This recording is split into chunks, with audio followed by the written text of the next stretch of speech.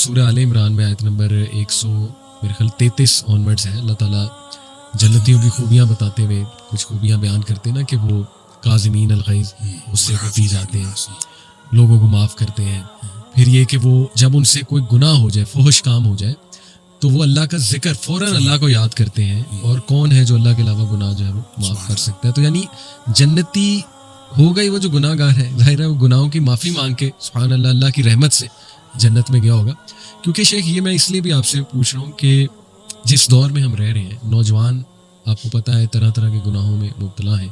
جیسے آپ نے کہا ہم سب گناہ گار ہیں, تو یہ سوال بار بار آتا ہے کہ میں نے یہ گناہ کیا, توبہ کی, پھر ریپیٹ کیا, پھر توبہ کی, پھر ریپیٹ کیا, پھر توبہ کی, پھر ریپیٹ کیا, آخر کب تک؟ مطلب میں کیا کروں؟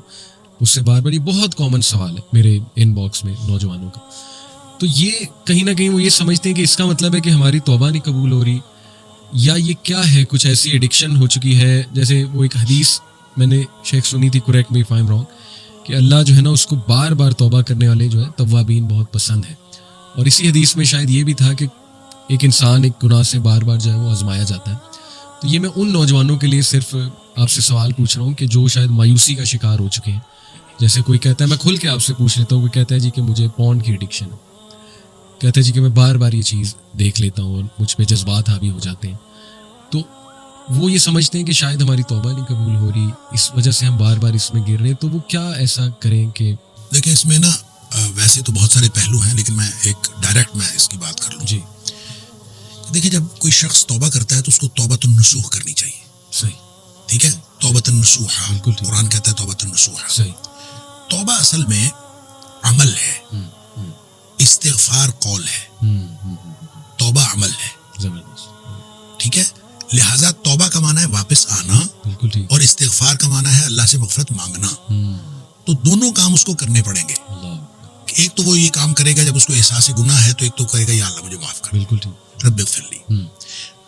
کسی بھی کوئی بھی الفاظ استعمال کرے, لیکن وہ ایک تو اللہ تعالیٰ سے معافی مانگے. صحیح. دوسرا کام وہ یہ کرے گا, وہ واپس آ جائے گا. توبۃ النصوح آ جائے, توبوا الی اللہ, اللہ کی طرف واپس آ جاؤ. توبۃ النصوح, سچی توبہ کرنا. یہ توبۃ النصوح کیا ہوتی ہے؟ اس کو بعض لوگوں نے تو کہا نصوح جو ہے یہ نصیحت خیر خواہی سے ہے. یعنی ایسی توبہ ہونی چاہیے کہ انسان اپنے لیے خیر خواہی کا اظہار کرے کہ اس کے بعد وہ گناہ نہ کرے. دوسرا توبۃ النصوح اس اعتبار سے ہے کہ ایک عربی میں اصطلاح استعمال ہوتی ہے عسل الناصح, یعنی شفاف شہد. تو توبہ اتنی شفاف ہونی چاہیے کہ اس کے اندر کوئی کنٹامینیشن نہیں ہونی چاہیے, کہ جیسے شفاف شہد ہوتا ہے اس طرح کی ہونی چاہیے. اور تیسرا اس کا مفہوم توبہ نصوح کے حوالے سے کہ نصاحت الثوب ایک لفظ استعمال ہوتا ہے کہ کپڑے کو رفو کرنا, کہ جس کے اندر کوئی کٹ لگ گیا ہے تو اس کو رفو کر کے وہ کٹ جو ہے وہ پورا پر کر دینا. تو گویا اب آپ نے جو توبہ کرنی ہے وہ ان تینوں میں سے کسی پہلو کو کور کرتی ہوگی, تو وہ توبۃ النصوح ہے. اچھا, اس کو ایک امام بغوی علیہ الرحمہ نے ایک حضرت معاذ بن جبل رضی اللہ تعالیٰ کے حوالے سے ایک روایت نقل کی ہے.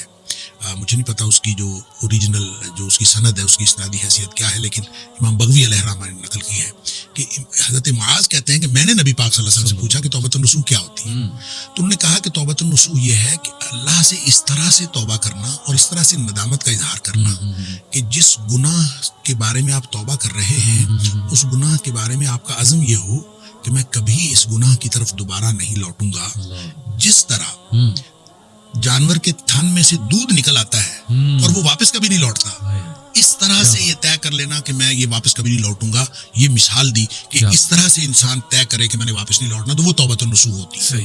اب اگر کسی نے توبہ کی ہے اور توبہ کے بعد اس کا عزم یہی ہے, اور توبہ کی 4 شرائط میں ایک شرط بھی ہے کہ ان یعزم, کہ وہ یہ ڈٹرمینیشن اور اس ارادے کا اظہار کرے کہ اللہ یعود الیہ ابدا, کہ دوبارہ کبھی بھی اس گناہ کی طرف واپس نہیں آئے.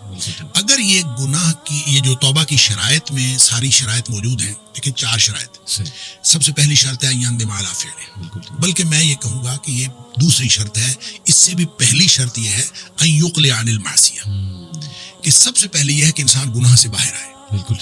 گناہ میں ملوث ہوتے ہوئے توبہ قبول نہیں ہوتی. بالکل ٹھیک. یعنی آپ اگر کسی بھی گناہ میں ملوث ہیں صحیح. اور توبہ کیے جا رہے ہیں تو اس کا تو کوئی فائدہ نہیں ہے. ایسے ہی گناہ سے باہر یقلع عن المعصیہ، یہ پہلی شرط ہے، اس میں سے باہر نکل آئے. بالکل ٹھیک. پھر اس کو بھی دوسری شرط آپ قرار دیں کہ ان یندم علی فعلھا، اس کے اوپر اس کو ندامت ہو، پشیمانی کی، اللہ میں نے تو نہیں کرنا تھا، یہ ہو گیا.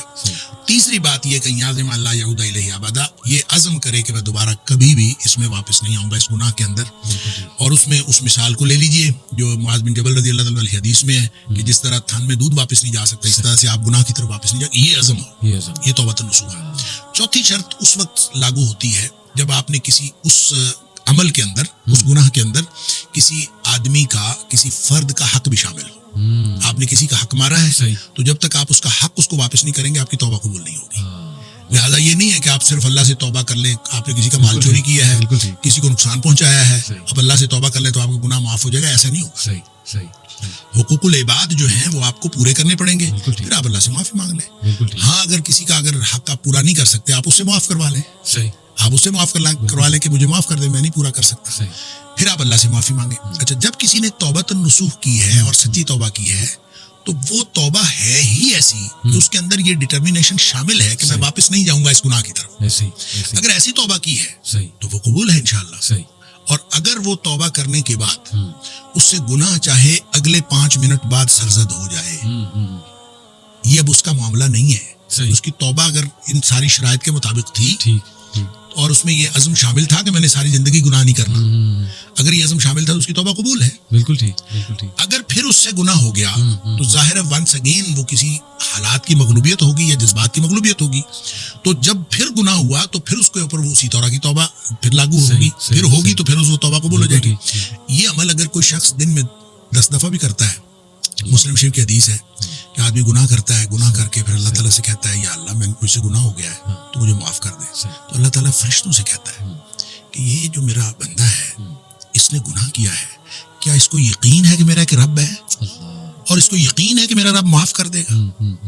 اور فرشتے کہتے ہیں یا اللہ یقیناً اس کو یہ یقین ہے، اسی لیے تو آپ سے معافی مانگ رہا ہے.